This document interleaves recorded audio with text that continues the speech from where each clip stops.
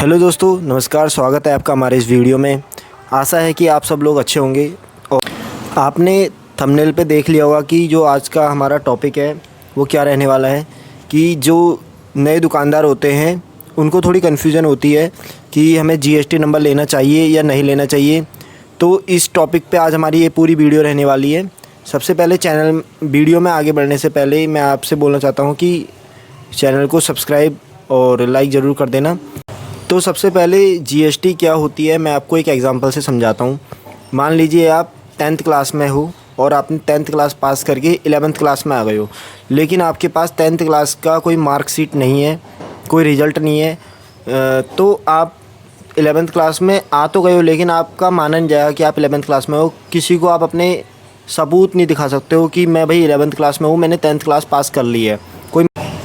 तो सेम बात इसमें भी है। अगर आप व्यापारी हो, अगर आप दुकानदार हो, आपका कोई बिज़नेस है, लेकिन आपके दुकान का या आपके जो फर्म है उसका कोई जीएसटी नंबर नहीं है, तो आप दुकानदार नहीं माने जाओगे। तो सबसे पहले बात करते हैं कि जीएसटी होती क्या है, जीएसटी नंबर क्या होता है। तो सबसे पहले बात ये समझ लीजिए कि जीएसटी की फुल फॉर्म होती है गुड्स एंड सर्विस टैक्स। तो इसमें कहीं ना कहीं टैक्स कटता है, सरकार को टैक्स जाता है। तो ये वो चीज़ है। और जीएसटी कितने नंबर का होता है? तो जीएसटी 15 नंबर का होता है। जीएसटी जो नंबर होता है 15 नंबर का होता है, जिसमें जो स्टार्टिंग के जो लेटर होते हैं वो आपका स्टेट का कोड होगा, राज्य का कोड नंबर होता है। फिर बाद में आपका 10 अंक का आपका जो पैन कार्ड नंबर होता है वो, और बाद में 3-4 नंबर का जो होता है वो आपका कोड जो उनके द्वारा जो दिया जाता है वो होता है। तो ये 15 नंबर का एक जीएसटी नंबर होता है। अब जीएसटी नंबर की ये बात करते हैं कि जीएसटी नंबर बनता कैसे है। सबसे पहले तो ये समझ लेते हैं, उसके बाद बात करेंगे कि जीएसटी नंबर किसको लेना चाहिए, किसको नहीं लेना चाहिए। ठीक है, तो सबसे पहले ये समझते हैं कि जीएसटी नंबर कैसे बनेगा। तो दोस्तों, अगर आपको कोई काम पक्के में करना है, अपनी दुकान का सारा काम पक्के में चाहिए, तो आप लोगों को जीएसटी नंबर लेना ही पड़ेगा। तो अब बात करते हैं कि जीएसटी नंबर किनको लेना होता है और किसको नहीं लेना होता है, पूरी बात करेंगे। तो सबसे पहले तो ये जान लेते हैं कि जीएसटी नंबर किसको लेना होता है। अगर आपकी दुकान की जो सेल है वो सालाना 20 लाख रुपए है, सालाना सेल, तो आपको अपना जीएसटी नंबर लेना पड़ेगा। सालाना 20 लाख का मतलब ये हो गया कि आपकी जो दो दिन की आपकी जो सेल है वो 6-7 हज़ार के आसपास होनी चाहिए। तो आपका मंथली 20 लाख के आसपास बन जाएगा, तो आपको जीएसटी नंबर लेना पड़ेगा। तो ये तो हो गया कि किसको लेना चाहिए।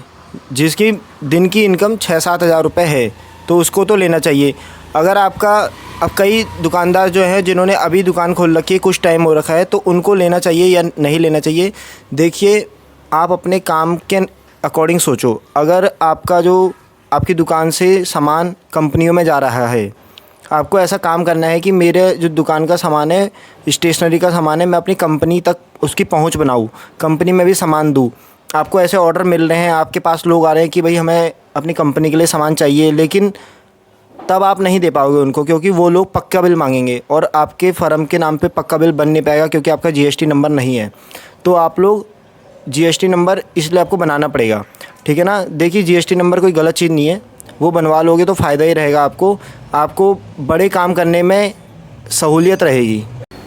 तो दोस्तों, आपको जीएसटी नंबर किसी वकील के थ्रू बनवाना पड़ेगा, और उसमें क्या क्या डॉक्यूमेंट लगेंगे मैं आपको बता देता हूँ। सबसे पहले तो आपका एक रेंट एग्रीमेंट लगता है। अगर आपकी किराए की दुकान है तो आपको रेंट एग्रीमेंट बनवाना पड़ेगा, और आपका आधार कार्ड, पैन कार्ड, बिजली का बिल और आपकी एक फ़ोटो, ये चीज़ें चाहिए होती हैं जब जीएसटी नंबर बनाते हैं। जो वकील है वो आपसे ये सब चीज़ें मांगेगा। ठीक है ना। और तो उसके अंडर में ये सब चीज़ें बनेंगी। फिर आपका एक हफ्ते के अंदर या उससे कम दिनों में आपके पास एक जीएसटी नंबर आपको मिल जाएगा। तो आप अपनी दुकान का सारा काम पक्के में कर सकते हो। ठीक है ना। दूसरी बात, अब बात करते हैं कि इसमें जो टोटल खर्चा आएगा बनाने में वो कितना आएगा। तो देखो, वो सब अपने एरिया के अकॉर्डिंग होता है। 500 रुपये से आप 5000 तक मान के चलो, वो वकील कितने भी रुपए ले सकता है। 500 रुपये से 5000 तक का कितने भी रुपए वो ले सकता है। ठीक है ना। अगली बात करते हैं कि जो जीएसटी नंबर होता है ये लेने से फ़ायदा क्या है। जीएसटी लेने से फ़ायदा होता है कि आप सरकार को टैक्स दे रहे हो, तो आप एक अच्छा काम कर रहे हो। आप कोई गलत काम नहीं कर रहे हो, ये एक बात पता चलती है कि आप ईमानदार आदमी हो। दूसरी बात ये होती है कि आपके जो फ़र्म के नाम पर आपको लोन मिल जाएगा अगर आपकी रिटर्न अच्छी हैं, सारी रिटर्न भरनी पड़ती हैं। अगर आपकी सारी रिटर्न सही हैं, आप टैक्स लगातार अच्छे से दे रहे हो, तो आपको अपने व्यवसाय के नाम पे, आपके फ़र्म के नाम पे आपको लोन मिल जाएगा।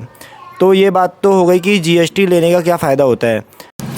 लेकिन अगर आप अभी नए दुकानदार हो और अभी आप कंपनियों के साथ कोई काम नहीं करना चाहते हो, स्कूल वगैरह में जो बड़े बड़े स्कूल होते हैं वहाँ अपना सप्लाई नहीं करना चाहते हो, अपना छोटा मोटा काम करना चाहते हो, तो आपको ज़रूरत नहीं है जीएसटी नंबर लेने की, ठीक है ना। लेकिन जब अगर आप कई कंपनियों में अपना सामान भेजोगे या स्कूल वगैरह में, तो वहाँ पे वो लोग आपसे पक्का बिल मांगेंगे, तब आप पक्का बिल नहीं दे पाओगे, जिससे आप लोग काम नहीं कर पाओगे बड़े लेवल पे, ठीक है ना।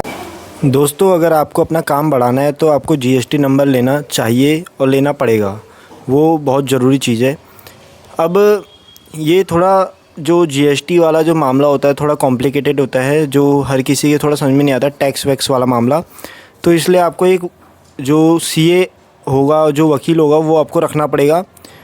तो उसका 3 महीने में 2 बार रिटर्न भरने पड़ते हैं, तो उसका वो चार्ज लेगा।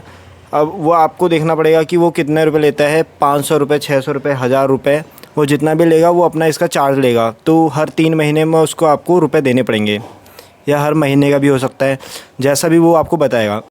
तो दोस्तों, फ़िलहाल के लिए इस वीडियो में बस इतना ही। मिलते हैं आपसे नेक्स्ट वीडियो में। नेक्स्ट जो वीडियो होगी वो जीएसटी से रिलेटेड ही होगी कि जो होलसेलर होता है वो कितना % जीएसटी लेता है आप लोगों से, दुकानदार से, और आप लोगों को उसमें फ़ायदा है या नहीं है। तो इससे रिलेटेड पूरी बात दूसरे हम वीडियो में करेंगे।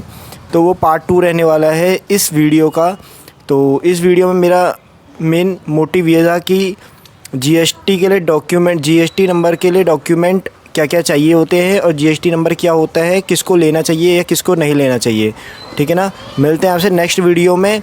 चैनल को सब्सक्राइब, लाइक और शेयर ज़रूर कर देना। तब तक के लिए बाय बाय।